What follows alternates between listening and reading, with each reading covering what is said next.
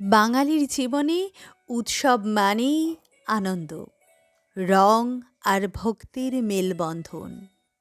আর সেই সব উৎসবের মধ্যে দোলযাত্রা বা হোলি এমন এক রঙিন অধ্যায়, যার অপেক্ষায় থাকে ছোট বড় সকলেই।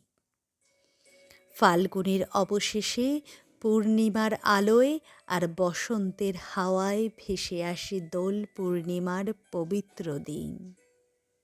এদিন বিশেষভাবে রাধাকৃষ্ণের পূজা করা হয়।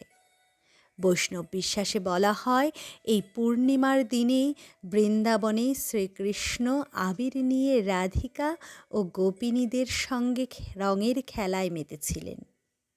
সেই ঐতিহ্য আজও রঙের উৎসব হিসেবে পালিত হয় দেশ জুড়ে। দোল মানেই শুধু রঙের খেলা নয়, এটি ভক্তি, সংস্কৃতি, প্রেম ও ঐতিহ্যের মিলনের উৎসব।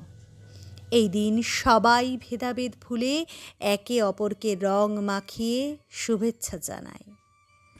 বাংলা সাংস্কৃতিক পরিমণ্ডলে বসন্ত উৎসবও দোলের সঙ্গে অঙ্গাঙ্গিকভাবে জড়িত।